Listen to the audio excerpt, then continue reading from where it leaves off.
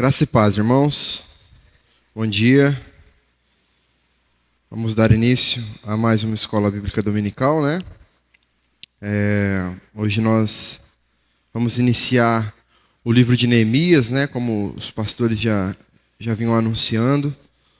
Um livro que fala muito a respeito da liderança, a respeito daquilo que os ministérios foram chamados para fazer também, né? Nós podemos tirar muitos exemplos aqui da história de Neemias, daquilo que Neemias, de como ele se portou, de como ele agiu para poder reconstruir os muros de Jerusalém, né? E nós podemos tirar muita informação aí sobre a vida de Neemias e aplicando na vida da igreja também, certo? Bom, irmãos, no estudo de hoje, nós não vamos entrar especificamente nos textos, ou no texto bíblico, né? Nós vamos trazer uma introdução, né, sobre o livro de Neemias, fazer um apanhado aqui sobre quem foi Neemias, sobre o contexto histórico ali, né, de onde ele estava, de onde ele vivia. Talvez você vai perceber que é um conteúdo um pouco mais informativo, né, um pouco mais maçante, não tem tantas aplicações assim no nosso estudo de hoje, mas é importante nós fazermos essa introdução para a gente poder se situar, né, de onde nós estamos, por que nós estamos estudando, o que significa, né, antes de nós entrarmos aí no texto bíblico e poder aí fazer como nós fazemos aí de costume, né, que nós vamos aplicando aí os versículos 1 a 1, expondo os versículos 1 a 1, certo?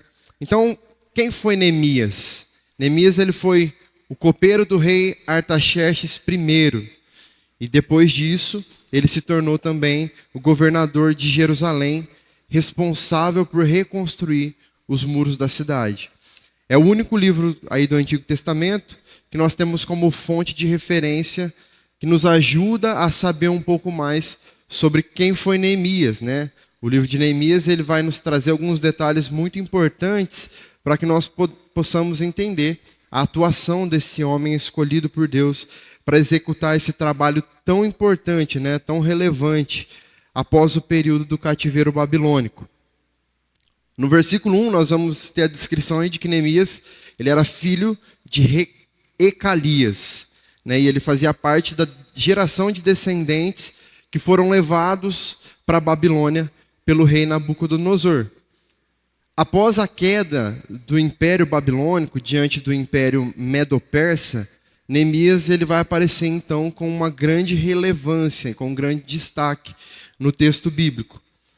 A título de informação apenas, o nome Neemias significa o Senhor consolou.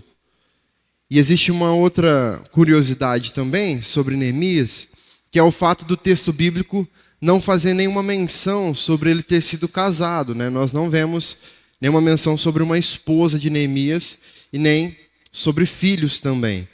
Isso faz com que alguns intérpretes do texto bíblico sugerem que Neemias possa ter sido um eunuco, né? O que seria um eunuco? Os eunucos, eles eram os serviçais responsáveis pelo controle dos haréns do rei, onde ficavam lá as mulheres, né? E geralmente esses eunucos, eles eram emasculados, ou seja, eles tinham os seus órgãos genitais mutilados, tá? Para quê? Para garantir o cumprimento do serviço deles, para que eles não fossem influenciados pelos seus impulsos sexuais. E existiam 3 tipos de eunucos. O primeiro eram os eunucos congênitos, né? Que eram pessoas que já nasciam assim por algum defeito genético, e isso tornava eles incapazes aí de exercerem suas funções sexuais. E de acordo com o Talmud, que era uma coletânea de livros aí, dos livros sagrados, né, na realidade, dos judeus, esses eunucos, eles eram classificados como eunucos desde que viram o sol, ou seja, desde que nasceram, desde o momento do seu nascimento. Então eles não eram feitos eunucos, eles já nasciam assim por conta de um defeito genético. Um segundo grupo de eunucos eram então os eunucos emasculados, que são esses que tinham os seus órgãos genitais mutilados, arrancados através de intervenções cirúrgicas mesmo.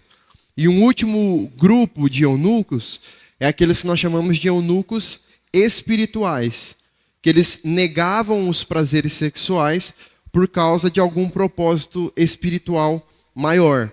E esses podiam ou não serem castrados, ok?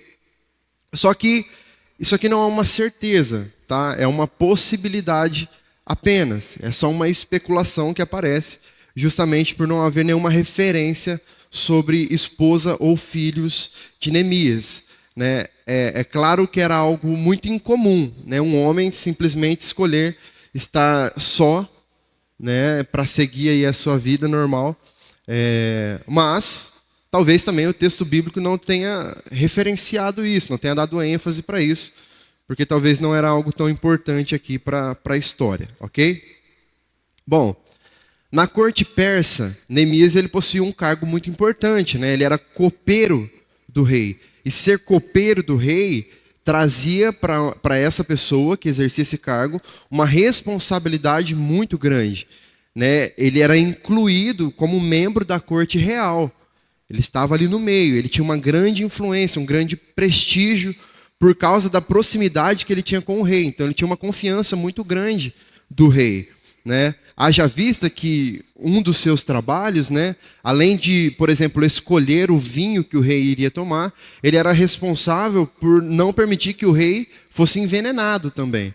Então ele meio que era um guardião da vida do rei, de certa forma. Então Neemias era alguém que possuía um cargo de extrema importância ali, ok?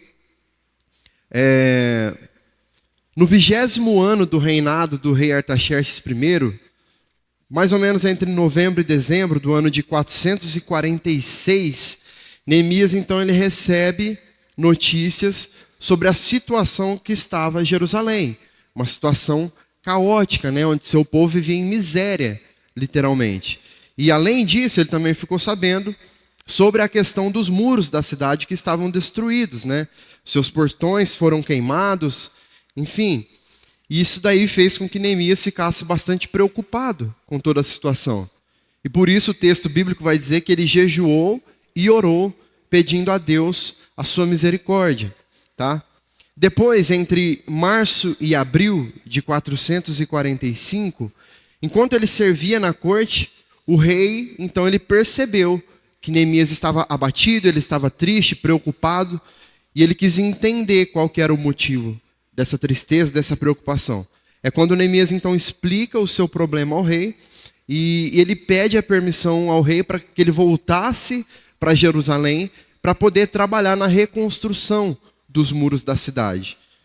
E aí, a partir disso, ele consegue não apenas a autorização do rei para que ele voltasse, mas ele também consegue os materiais para a realização dessa reconstrução. E o texto bíblico deixa claro que tudo isso aconteceu porque a mão de Deus era com Neemias. No capítulo 2, entre os versículos de 1 a 8, vai descrever isso. Então perceba, irmãos, Neemias, ele possuía um cargo de muito prestígio.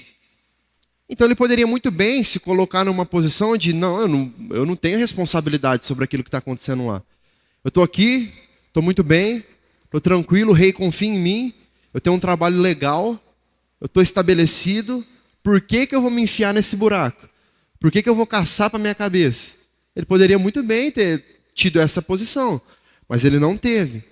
Além dele se entristecer, você vê que Neemias tem um senso de patriotismo muito grande, né? Ele amava o seu povo, o lugar de onde ele veio, né?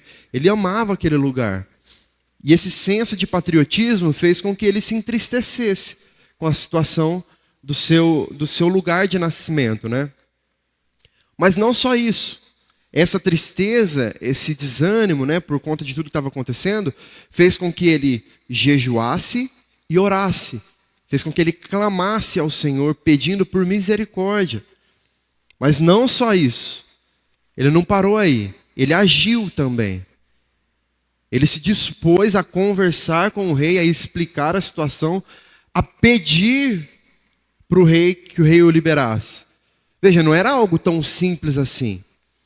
Ele era o cargo talvez de mais confiança do rei, de mais importância ali para o rei. Então talvez na cabeça dele, ele tivesse até a certeza de que o rei não ia permitir. Que o rei não ia permitir que ele saísse dali. Falou, poxa, o rei conta comigo, né? Como que ele vai me liberar assim tão fácil, né? Mas, porque a mão do Senhor estava sobre ele, o rei não só permite que ele vá, como também disponibiliza os materiais para que ele reconstrua os muros de Jerusalém. Então aqui nós vemos um milagre acontecendo já com a vida de Neemias, né? Pois bem, depois então dele obter essa autorização de Neemias, do rei, aliás, né? Ele parte para Jerusalém. Naquela época, irmãos, os muros e os portões de uma cidade simbolizavam a força que essa cidade tinha, a dignidade que essa cidade tinha. Então daí se percebe a importância do trabalho pretendido por Neemias, né? Ele entendia que uma cidade como Jerusalém, que não tinha os seus muros, que não tinha os seus portões, ela se tornou uma cidade frágil, vulnerável, certo? Né? Algo que qualquer um poderia fazer o que bem entendesse com ela. Então, depois disso, Neemias ele foi nomeado então como governador da província de Jerusalém. Só que a Bíblia descreve que havia um interesse por parte do rei de que Neemias voltasse também, justamente por esse cargo que ele exercia, né? Então, inicialmente, o rei libera Neemias, mas estabelece um prazo para que ele retorne também, ok? Bom, tudo muito bem, tudo muito, né, caminhando a passos largos para o sucesso, né? Neemias conseguiu algo que ele não imaginava que ele conseguiria, tá tudo dando certo, mas não poderia ser tão fácil, né? Então, Neemias, ele vai enfrentar oposição. Ele vai enfrentar dificuldades no meio desse processo. Neemias, ele levou consigo todos os documentos que garantiam a legalidade das suas ações, dos seus atos, daquilo que ele pretendia fazer. Só que mesmo assim, ele precisou enfrentar uma grande oposição. Na verdade, desde os tempos ali dos reinados de Ciro, de Dário I, houve uma oposição muito grande, muito forte, contra a reedificação de Jerusalém. E essa perseguição aos judeus, ela também foi vista ali nos reinados seguintes, nos dias do rei Assuero e também do próprio rei Artaxerxes aqui que nós estamos falando. E a grande oposição contra o trabalho de Neemias veio da parte de Sanbalate, que era um horonita, né, de Tobias e de Gesem, certo? Esses três abençoados que trouxeram um desgaste maior para esse trabalho de Neemias. Eles eram homens muito poderosos, muito astutos também, e que tentaram a todo custo prejudicar Neemias. Eles, juntamente dos seus aliados, eles insultaram e zombaram de Neemias, eles planejaram ali alguns ataques armados, eles planejaram emboscadas para capturar Neemias e fazer mal a ele, eles plantaram notícias de que o motivo da real construção dos muros era uma suposta rebelião contra a Pérsia. Eles tentaram também induzir Neemias ao erro, fazendo com que ele pecasse por entrar num lugar que ele não poderia entrar. Então, assim, nós percebemos que eles tentaram de todas as formas prejudicar Neemias e o trabalho que ele estava fazendo. E como se não bastasse, né, essa forte oposição externa, Neemias também precisou lidar com uma oposição interna, causada especialmente por problemas econômicos, por problemas sociais, que levaram a população de Judá à beira de um colapso. Nós lembrarmos, a cidade estava destruída. Então, consequentemente, haviam problemas sociais, haviam problemas econômicos ali. E o contexto histórico daquele momento vai explicar a razão dos problemas internos ali. Judá, ela estava isolada comercialmente falando, né? E os trabalhos no muro fizeram com que a produção dos cereais caísse, já que os camponeses eles estavam envolvidos na reconstrução, então eles não estavam trabalhando ali, né, nessa colheita. Não dava para se dividir em dois ali, né? Então diminuiu muito essa questão aí dos cereais, a comida, né, vamos pensar assim. E somado a tudo isso, também estava o fato de que os últimos administradores, eles haviam explorado a população. Nada é tão ruim que não possa piorar, né, irmãos? Nós vemos isso acontecer com frequência em governos, né? Governos que se aproveitam da fragilidade do seu povo, das pessoas à sua volta, para quê? Simplesmente para, ao invés de melhorar, para explorar essas pessoas. E aí é onde nós vemos os preços de tudo subindo, quando eles deveriam estar caindo, né? Nós vemos pessoas se aproveitando de outras pessoas, comprando outras pessoas, enfim, explorando outras pessoas pelo mínimo.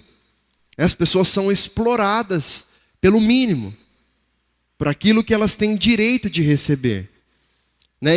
E isso é tão interessante de nós vermos, irmãos, porque não é de hoje, né? Nós vemos hoje uma simples continuidade daquilo que é o mundo, daquilo que o pecado, quando foi introduzido no mundo, trouxe à humanidade. Nós nos revoltamos, né, com as coisas que nós vemos, mas nós percebemos que já faz muito tempo que isso acontece. E é por isso, abrindo um parêntese rápido, que a nossa esperança não deve estar em homens. Que a nossa esperança nunca deve estar num governo de um homem. Porque por melhor que ele seja, irmãos, ele é um homem ainda. E ele vai errar, ele vai falhar. Ele pode ter algumas questões que te atraiam mais, que te beneficiem mais em alguns aspectos, mas ele pode estar sendo o oposto para outras pessoas também. Então, nunca ninguém vai estar satisfeito. E nós precisamos encontrar satisfação em Deus, né? Ele é o nosso justo juiz, aquele que nos governa. Ele é o nosso rei. É Ele quem vai nos conduzir da maneira como nós precisamos, de fato. Então, essas condições, elas fizeram com que muitos vendessem as suas propriedades, inclusive. E tomassem dinheiro emprestado. Enfim, é o caso clássico de uma pessoa que passa necessidades. Começa a vender suas posses, começa a fazer empréstimos, pegar dinheiro emprestado com os outros, para tentar se manter, para tentar comprar alimentos, aqui no caso deles, e para pagar os altos impostos também. Certo? Então, Neemias enfrentou uma grande oposição, uma oposição que vinha de todos os lados, de todas as formas, sobre ele. Mas, apesar de toda essa oposição, que durante um tempo conseguiu até de certa forma atrapalhar o andamento da reconstrução ali dos muros de Jerusalém, Neemias, ele se mostrou um grande líder, com uma habilidade incrível que conseguiu promover muita organização e conseguiu trazer motivação também para que as pessoas trabalhassem arduamente para concluir a reconstrução dos muros. Neemias, ele soube interpretar muito bem as ameaças externas, ele foi prudente para não cair nas ciladas ali impostas sobre ele, e ele soube gerir os problemas internos. E após 52 dias, entre agosto e setembro de 445 a.C., a obra da reconstrução dos muros foi concluída. E quando o trabalho foi finalizado, Neemias, ele não parou, né? Ele ainda entendia que precisava algo ser feito. E é quando ele toma algumas ações para melhorar a vida de Jerusalém. Porque se ele não tomasse essas ações, não bastava apenas os muros serem reconstruídos. Ele estabeleceu então alguns funcionários e ele delegou a esses funcionários autoridade para que eles pudessem contribuir com um governo mais justo ali naquela província. Neemias também ele implementou uma estratégia de proteção da cidade, né, ao ordenar que 1 entre 10 judeus eles deveriam morar dentro dos muros da cidade. Então ele trabalhou para corrigir vários abusos que existiam ali no meio do povo através de um programa de reformas também. Neemias ele também teve, irmãos, uma grande participação na revitalização da adoração em Jerusalém. Então perceba que a preocupação de Neemias não estava exclusivamente com as questões sociais e políticas. A preocupação de Neemias, na realidade, era com a santificação do seu povo. Ele estava santificando a nação, conduzindo eles para uma renovação da aliança. De que forma? Através da leitura e da exposição da lei, feita pelo sacerdote Esdras, lá no capítulo 7. Da confissão do pecado também, e do juramento, da promessa em que o povo se comprometeu ali de guardar os mandamentos da lei do Senhor. Então Neemias não foi apenas um administrador, um líder, ele foi também um pastor, que pastoreou um rebanho, que trouxe ensinamentos, que fez com que as pessoas aprendessem, e diante desse aprendizado fez com que eles se comprometessem a manter os mandamentos do Senhor. Neemias ele também se preocupou com a celebração das festas judaicas, né? Sobretudo a festa dos tabernáculos, que era algo de extrema importância também para o povo. As reformas de Neemias, elas também incluíram um apoio mais concreto ao sacerdócio e à purificação do templo, a separação dos estrangeiros ali, para que a corrupção religiosa e a idolatria fossem evitadas ali no meio deles. E a conscientização acerca do erro quanto ao casamento misto, né, com estrangeiros. Neemias, ele foi pontuando cada uma dessas situações para que as pessoas entendessem de fato o lugar que elas estavam e o lugar que elas deveriam estar. Certo? Nós não podemos afirmar com exatidão quanto tempo durou o período da liderança de Neemias, porque provavelmente esse foi um período que não foi sem interrupções, né? Nós sabemos que inicialmente, como nós vimos, o período da liderança ali de Jerusalém, por parte de Neemias, ela teve um prazo pré-estabelecido, né? Como nós vimos, o rei gostaria que Neemias voltasse para lá, né? Então talvez esse prazo ele tenha sido prolongado por conta das demandas de Jerusalém, ok? Ali nós somos informados também pelo texto bíblico que no 32º ano do rei Artaxerxes, Neemias retornou para a Babilônia para ir ter com o rei, né? E depois de um certo tempo ele recebe uma nova liberação para retornar a Jerusalém. O problema é que nós não podemos saber exatamente quanto tempo durou esse período em que Neemias esteve ausente de Jerusalém. O texto bíblico não é claro em relação a isso. Mas, pelo menos durante algum tempo, Neemias ele foi contemporâneo de outros personagens bíblicos, né, como Esdras, né, que nós já citamos aqui, e também o profeta Malaquias, certo? Outra questão bastante discutida é sobre a relação entre o ministério de Neemias e o ministério de Esdras, né, que no caso a discussão é para se determinar quem chegou primeiro a Jerusalém.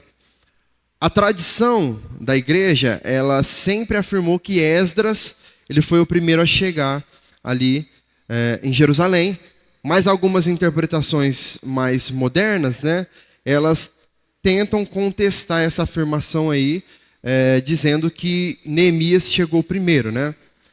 De qualquer modo, o conteúdo do livro de Neemias aponta para a sugestão mais tradicional, né, de que Esdras havia chegado primeiro ali, então.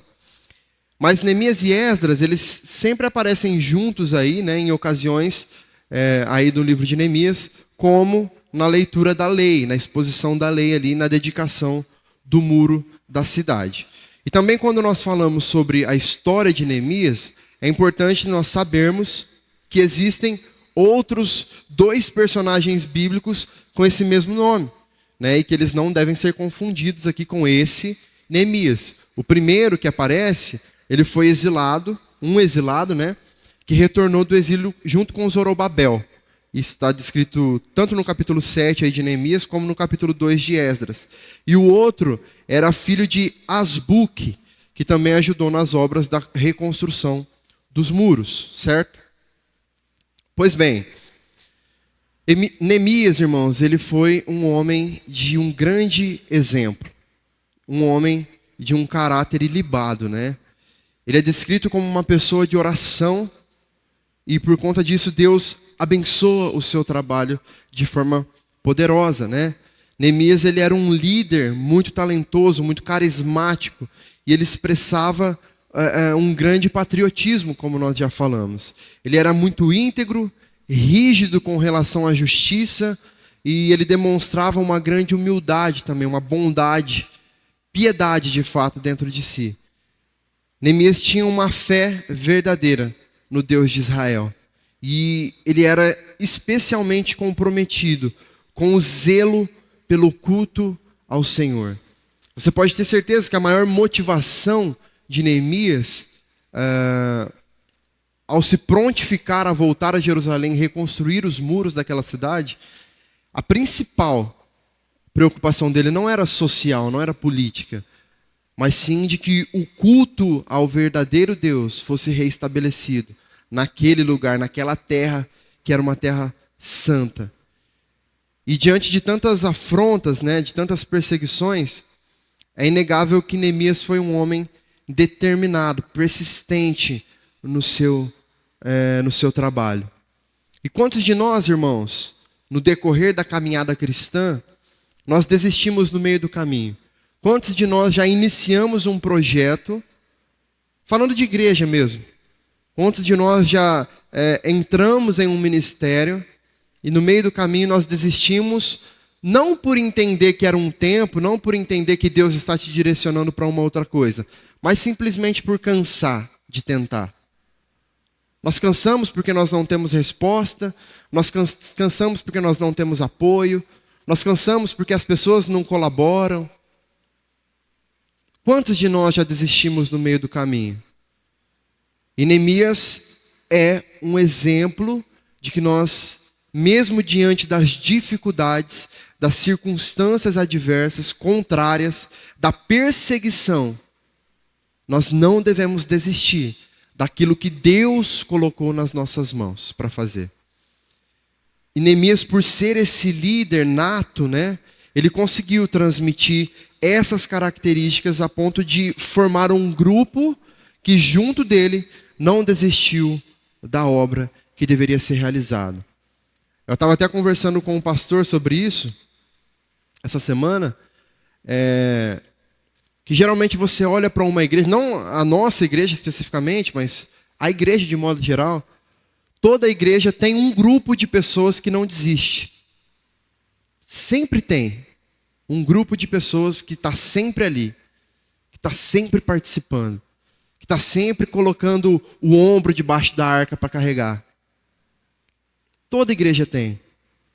Isso é reflexo de um líder que traz essas pessoas para junto de si, para perto de si. Assim como foi com Neemias, ele conseguiu, através do seu exemplo, através da sua atitude, através dos seus ensinamentos, construir um grupo de pessoas que pudessem trabalhar junto dele. Então, com base na história de Neemias, irmãos, nós percebemos que ele era uma pessoa de muita atitude. Ele não ficou apenas orando e jejuando ali, esperando cair o maná do céu. Não, ele agiu. Ele agiu. Orar é extremamente essencial para nós. Se nós agimos sem oração, nós vamos agir por nós mesmos. E aí a chance de dar errado é muito grande. Nós percebemos que Neemias primeiro orou. Primeiro se colocou diante do Senhor. Se quebrantou na presença do Senhor. Ele se entristeceu com a situação do seu povo. Chorou por conta disso e se rendeu aos pés do Senhor, clamando por misericórdia. Mas depois disso, na primeira oportunidade que surgiu, ele falou. Quando o rei questiona ele, irmãos, diante do cargo, da posição, diante da dificuldade que talvez ele poderia pensar que ele teria para ser liberado, o rei poderia perguntar para ele o que estava acontecendo, ele simplesmente, como muitos de nós fazemos, poderia ter falado, não é nada não. Não é nada não, não estou num dia bom só, estou com uma dorzinha de cabeça. Estou só preocupado com algumas coisas aí, mas vai passar. Ele poderia muito bem ter feito isso, porque a circunstância era contrária. Apesar de ter a confiança do rei e tudo mais, é óbvio que ele sabia que não seria tão simples assim do rei liberar ele. Tanto que o rei libera, mas já com data marcada para ele voltar também, né? Isso prova que o rei precisava da presença dele. Mas ele teve uma atitude. Ele agiu baseado naquilo que, na sua entrega ao Senhor anterior, ele agiu. E aí, impulsionado ali pela sua fé, ele não ficava apenas esperando algo sobrenatural acontecer. Muito pelo contrário, ele se esforçava para fazer o que tinha que ser feito. E mesmo diante da oposição, irmãos, veja como é importante o conhecimento. Porque ele foi desafiado por muitas vezes. Por exemplo, quando eles desafiam Neemias a entrar lá no tabernáculo, Neemias sabia que ele não podia ir. Mas porque ele tinha um conhecimento sobre aquilo, que aquele ali não era um lugar para ele ir, era um lugar específico para um determinado tipo de pessoa. Para que os sacerdotes entrassem lá. Ele não podia. Ele sabia que se ele fosse, ele pecaria contra o Senhor. E aí, ele daria as armas para os seus inimigos. Mas ele tinha um conhecimento. Então, a nossa atitude, ela também parte de um conhecimento pré-estabelecido já. Nós não conseguimos agir baseados naquilo que Deus quer que nós façamos, se nós não tivermos conhecimento da lei do Senhor, conhecimento da palavra do Senhor. Se nós não conhecermos, irmãos, você pode orar o tanto que for, a palavra não vai se materializar na sua mente e fixar ali se você não buscar, se você não ler, se você não se empenhar em conhecer as leis do Senhor. E aí sim a oração vem para que o Espírito Santo haja e firme isso em nossos corações, né? Mas Neemias não ficou ali parado. Ele tinha um conhecimento dentro de si. Diante desse conhecimento, ele orou ao Senhor. Diante da oração, ele agiu. Certo? Há um caminho a ser percorrido. Qualquer uma das três coisas, se forem feitas isoladas, não vão surtir efeito. Nós podemos acumular o máximo de conhecimento possível da palavra. Se nós não agirmos em espírito, se nós não orarmos para que o Espírito haja através de nós, serão palestras que nós vamos dar por aí. O diabo é um conhecedor da Bíblia, mas ele usa de forma errada. As atitudes dele são erradas. Inclusive usando a própria palavra. Foi assim que ele tentou a Jesus, usando a palavra. Então, o conhecimento sem um espírito de oração, assim como nós vimos no livro de Judas, né, que os falsos mestres tinham um certo conhecimento, mas eles não tinham um espírito. E aí o que eles faziam com o conhecimento que eles tinham?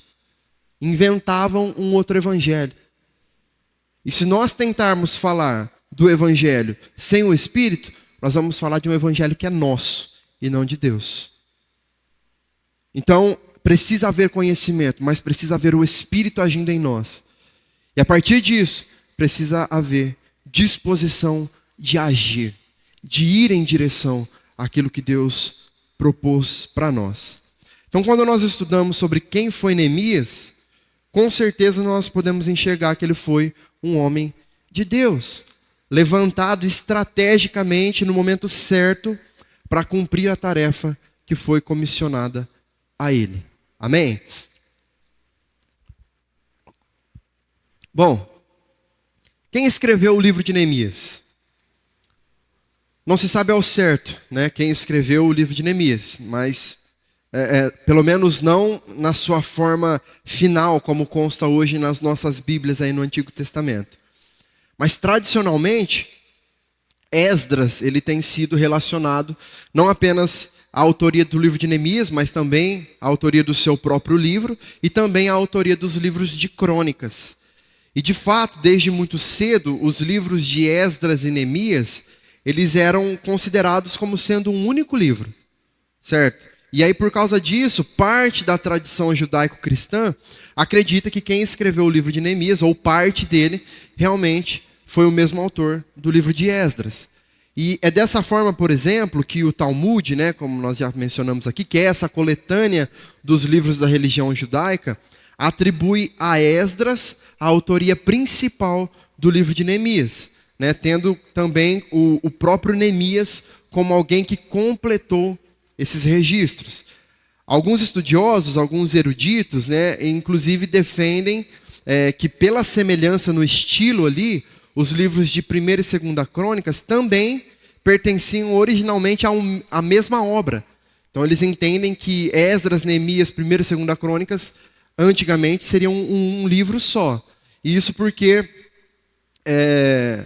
o estilo literário é muito parecido, né? Aquilo que é descrito é muito parecido.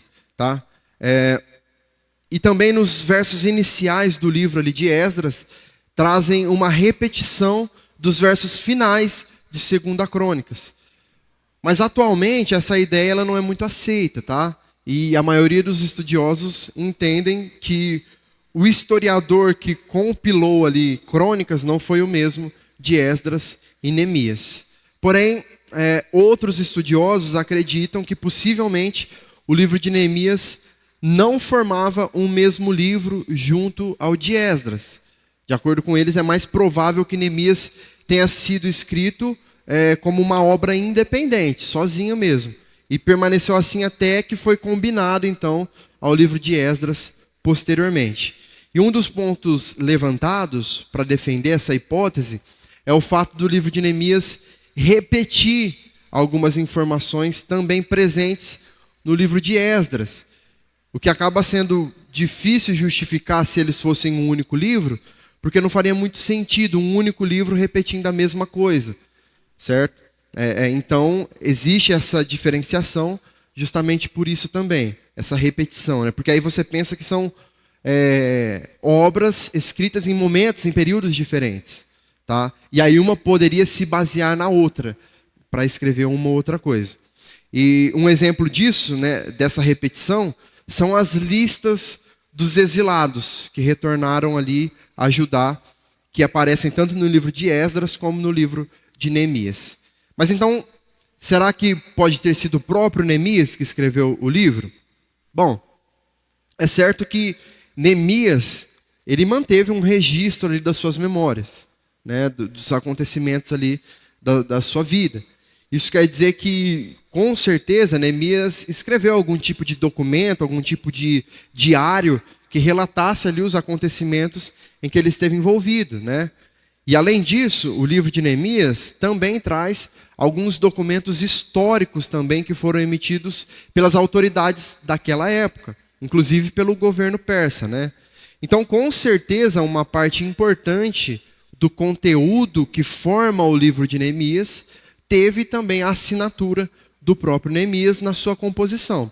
O que não se sabe é até que ponto Neemias teve participação na organização desse material que deu origem ao livro de Neemias como nós o temos hoje na Bíblia, tá?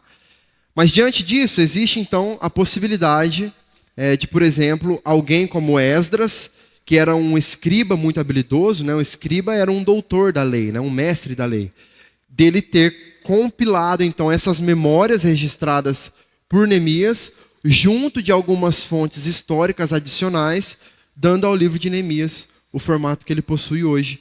Então, existe uma outra possibilidade também, menos defendida, que é de um editor anônimo, uma pessoa anônima, né, ter sido responsável por esse trabalho, que inclui não apenas os registros pessoais de Neemias, mas também os registros de Esdras e os registros históricos também.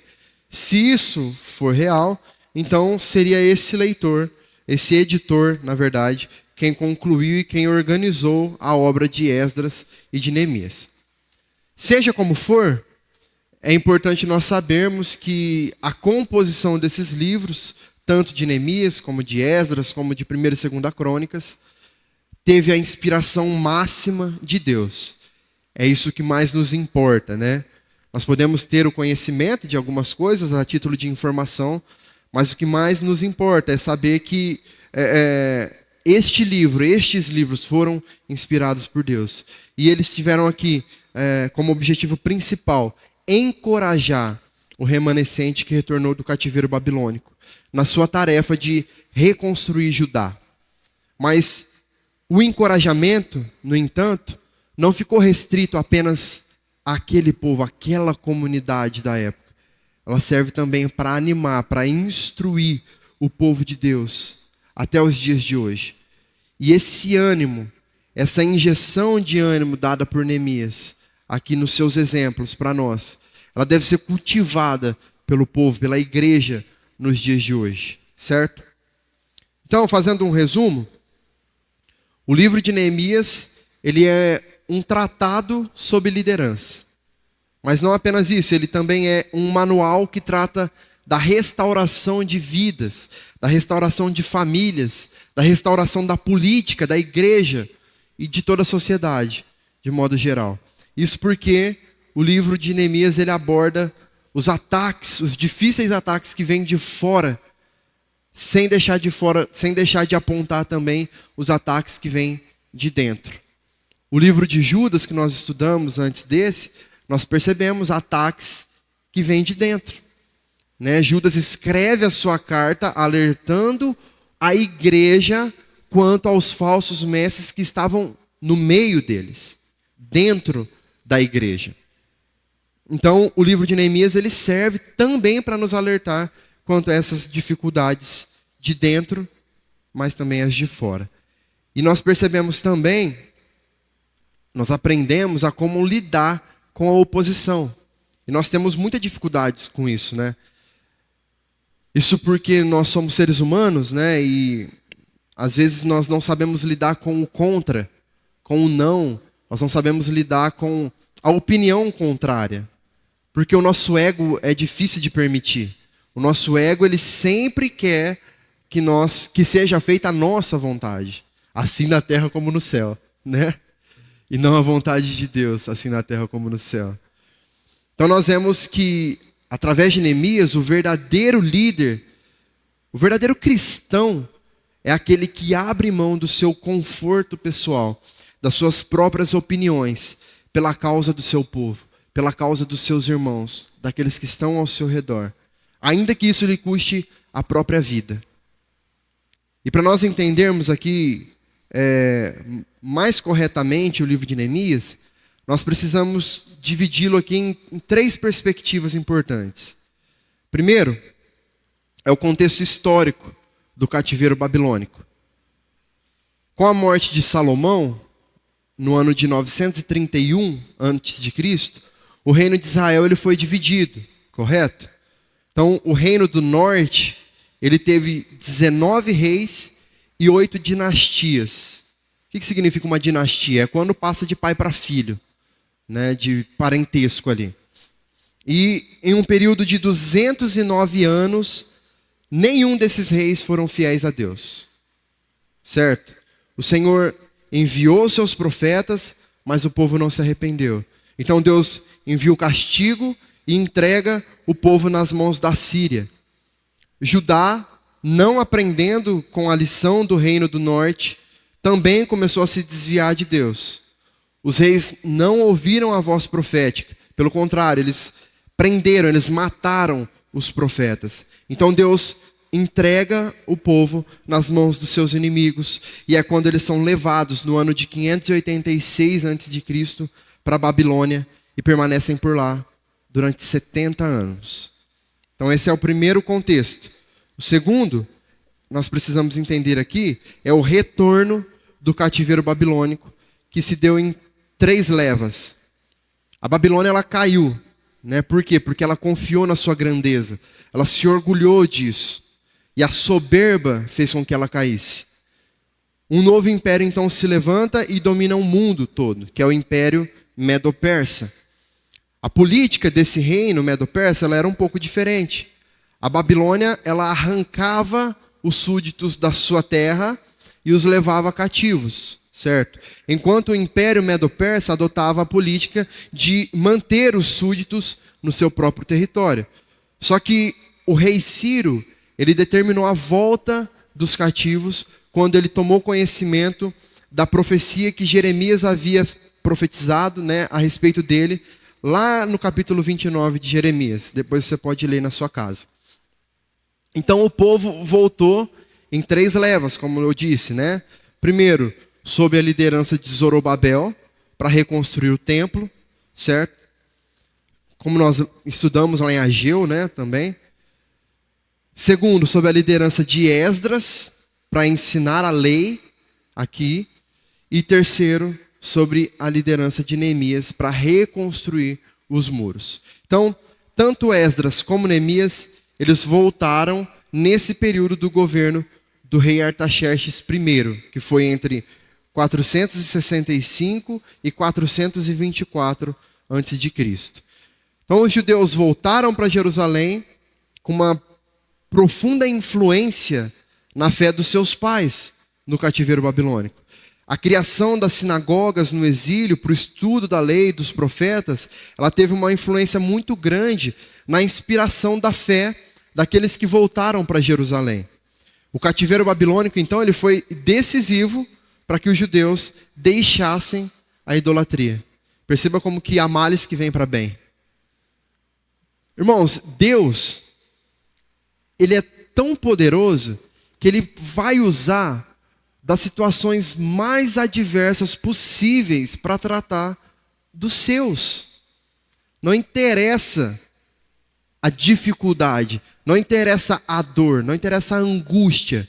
Deus, ele permite às vezes que nós estejamos no pior dos buracos para nos resgatar, para nos trazer de volta, para nos mostrar a realidade. Então não importa onde, Deus está lá. Engano nosso, né? Quando nós falamos sobre o inferno, né? Pensamos que Deus não está lá, mas Deus está. No inferno, inclusive. Demonstrando a sua justiça. Através da sua justiça, ele está lá. O diabo não é dono do inferno, irmãos. Às vezes a gente pensa que o diabo é dono do inferno, mas ele não é, não. Ele está condenado ao inferno. Quem governa, inclusive o inferno, é Deus. Se Deus governa o inferno, imagina o pior momento da sua vida.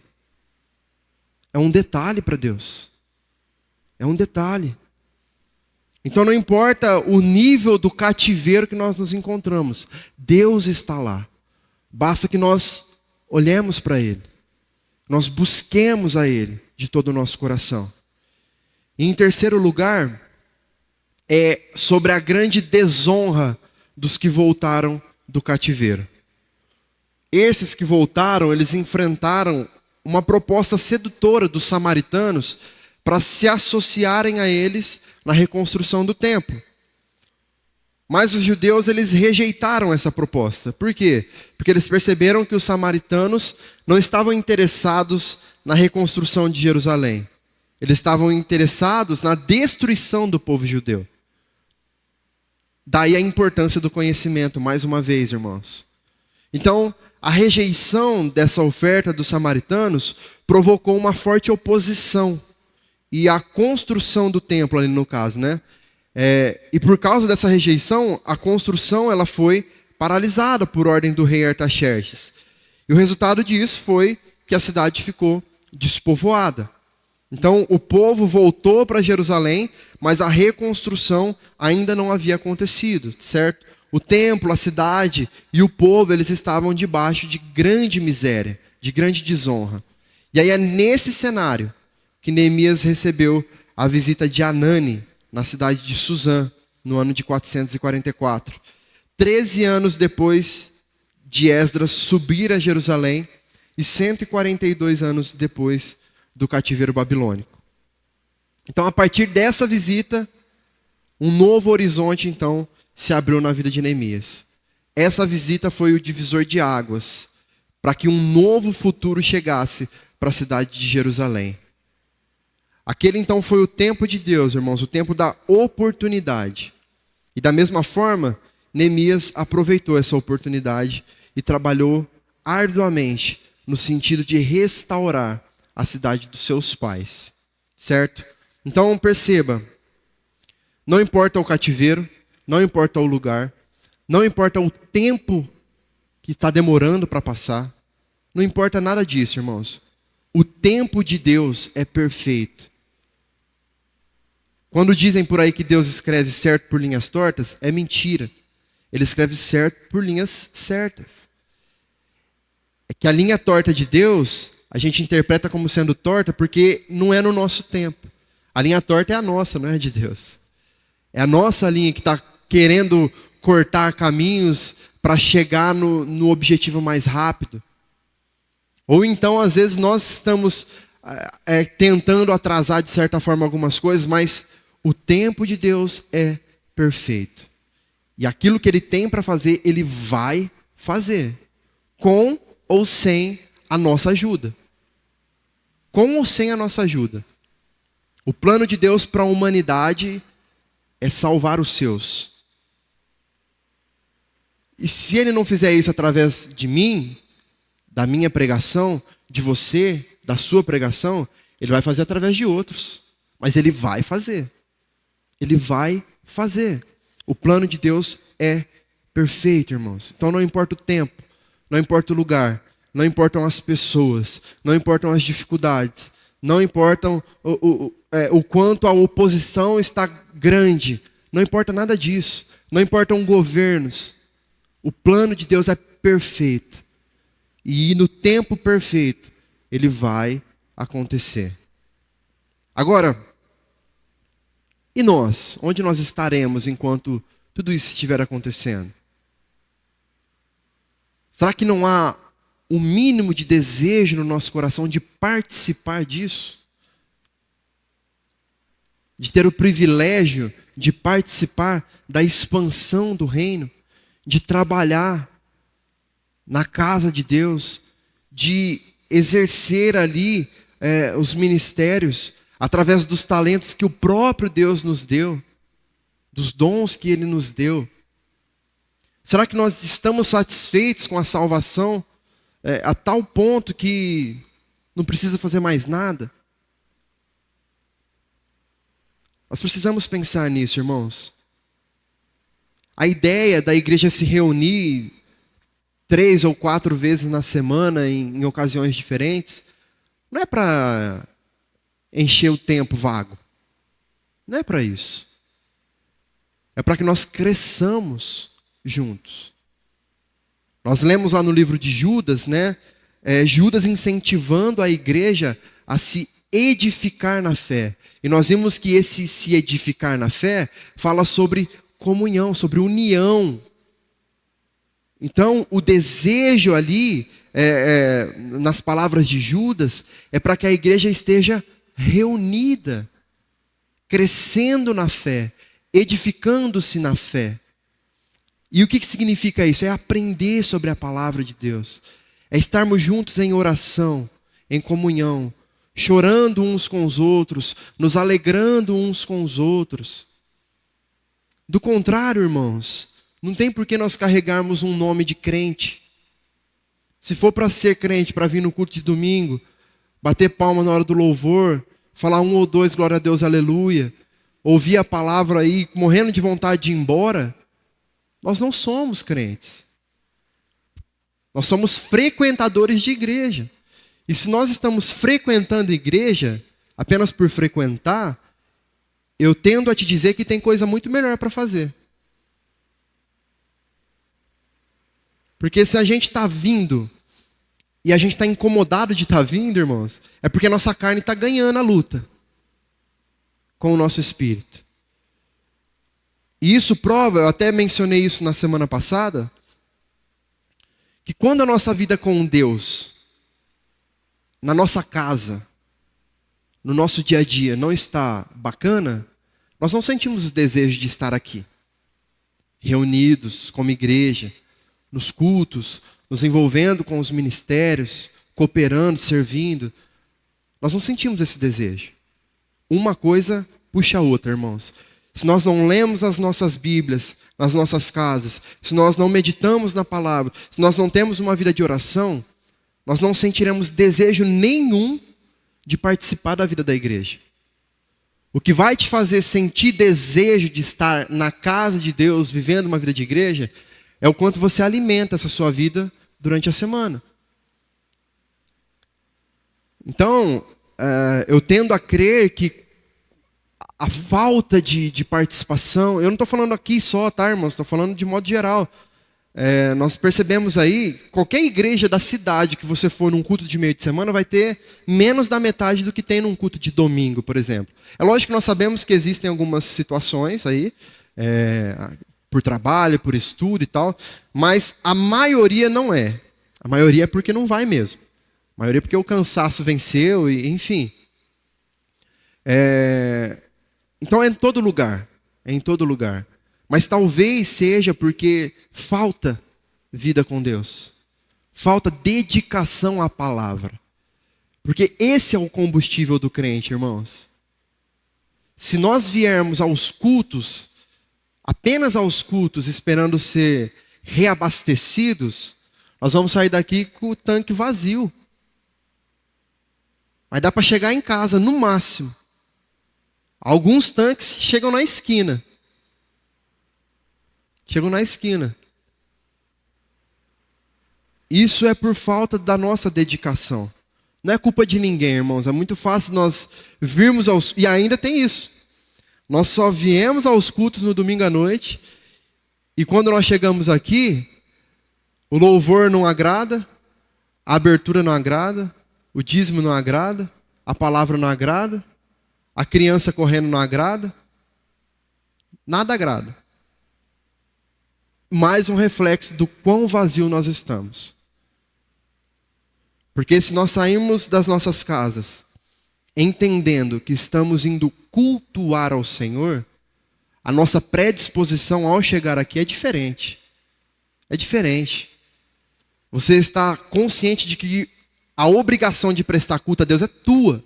Não é do louvor. Do louvor é do louvor. Do pastor é do pastor. Dos irmãos da porta é dos irmãos da porta. A tua obrigação de prestar um culto a Deus é tua. Não depende dos outros. Mas o culto que nós prestamos aqui no domingo, na quarta, é um reflexo do culto que nós temos prestado de segunda a sexta no nosso trabalho. E o prestar culto, nesse caso, não é reunir as pessoas, cantar uma música, ler um texto. Não, é a sua vida.